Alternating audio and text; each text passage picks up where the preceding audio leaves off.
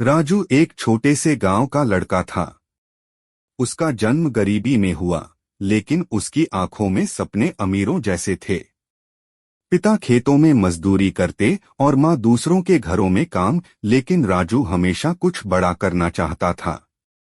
वह जानता था कि उसकी जिंदगी सिर्फ गांव की धूल में खो जाने के लिए नहीं बनी। जब उसने 10वीं कक्षा में टॉप किया और शहर के एक प्रतिष्ठित कॉलेज से स्कॉलरशिप मिली तो गांव वालों को भरोसा नहीं हुआ। कुछ लोगों ने मजाक उड़ाया, शहर जाकर क्या करेगा, वहां तो हमारे जैसे लोग खो जाते हैं। लेकिन राजू के हौसले को किसी तानों से फर्क नहीं पड़ा। माँ ने विदा करते वक्त बस इतना कहा, बेटा लौटना तो जरूर। लेकिन झुके हुए नहीं, सिर उठा के। शहर ने राजू को गले नहीं लगाया। पहले कुछ हफ्ते सबसे मुश्किल थे। न रहने की जगह थी, न जान पहचान। वह बस अड्डे पर सोया, कई बार भूखा रहा, लेकिन वापस नहीं लौटा।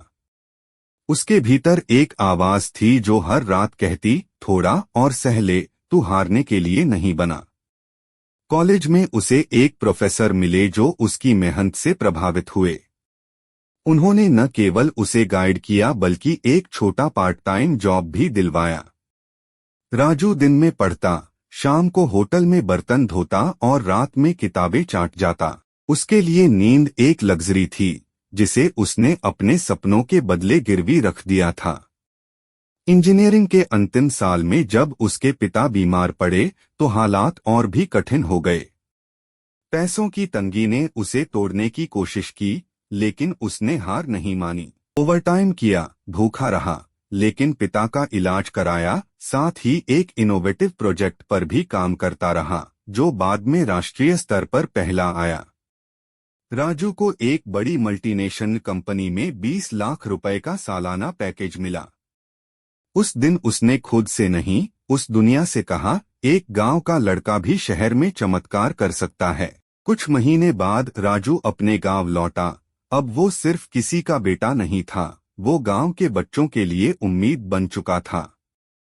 उसने गांव में एक डिजिटल क्लासरूम शुरू किया, ताकि दूसरे बच्चे भी सपनों की उड़ान भर सकें। राजू की कहानी यह सिखाती है कि हालात चाहे जैसे भी हों, अगर इरादे पक्के हों तो रास्ते खुद बनते हैं। वो कोई चमत्कार नहीं था, वो बस एक लड़का था जिसने कभी हार मानना नहीं सीखा।